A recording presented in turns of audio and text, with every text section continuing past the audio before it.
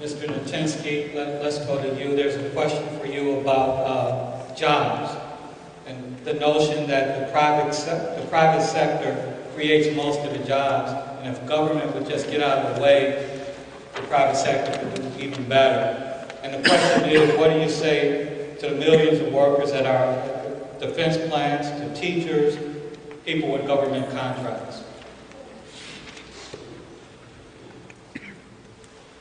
I'm not sure what the thrust of it is. Is it?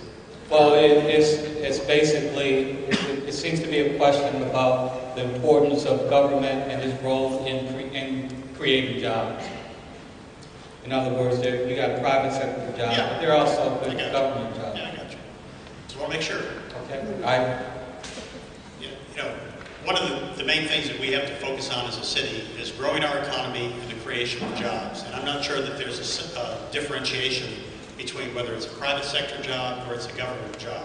If we bring a new governmental agency to the city of Dallas, whatever agency it is, and they have employees, that's good for our economy. Those people are getting paid, they're spending their money in our city, they're living in our city, they're eating in our restaurants and shopping in our stores. Private sector, the same thing. But when you go out to create governmental jobs, you don't really have as much window for growth. I think the biggest piece of the growth that we have is in the private sector. We have a good economy here. We have a good basis for why business wants to locate here. We don't have a city income tax. We don't have a state income tax. When you look at the cost of doing business here as compared to California, Illinois, and New York, we have a good story to tell. And when we tell it to businesses, that's why they move here. And when they move here, they create more jobs here. More jobs they create, the more tax base that we have, which means the lower the tax base, the tax rate ends up being on any particular citizen in the city. So I don't have a differentiation for my philosophy of what we can do to create jobs. We have been after governmental offices to move here, defense contractors, doesn't matter what the job is. Anybody that has a paying job in the city of Dallas is valuable to the city of Dallas's economy. Mr.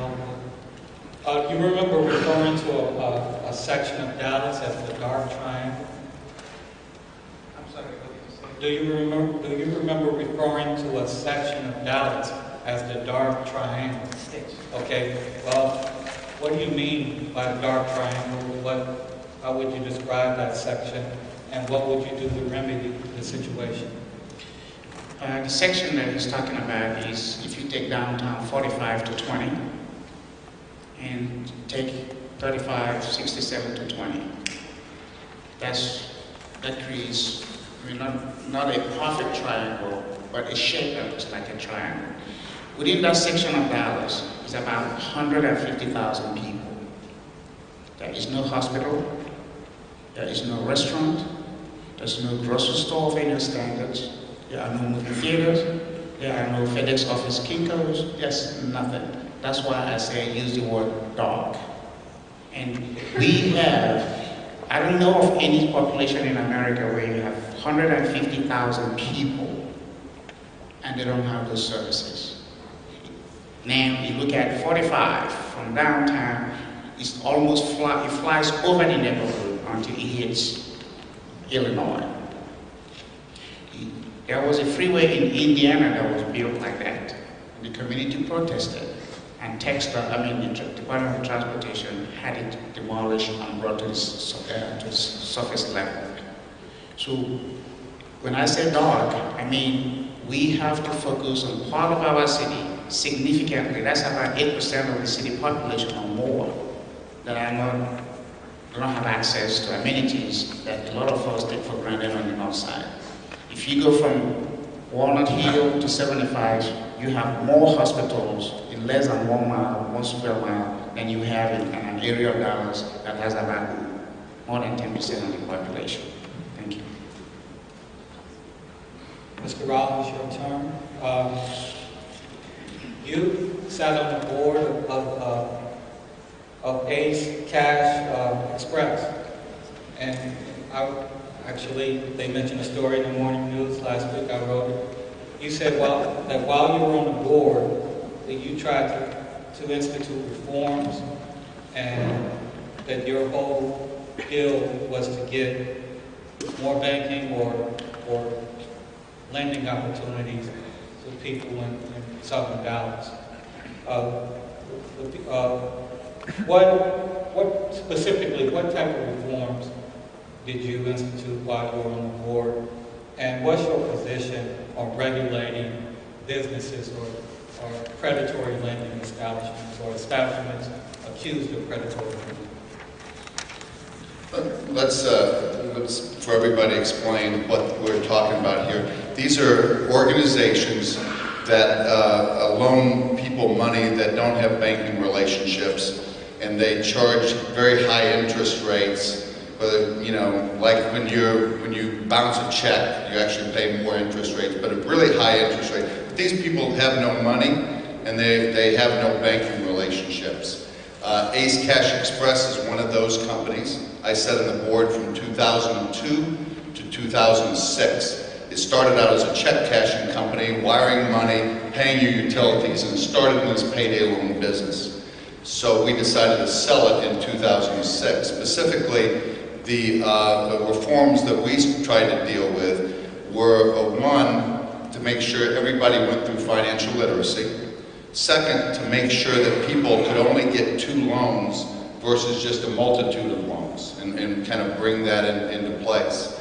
Since I got off the board, sold the company, I have really understood what the issues are in several parts of town that we do business in.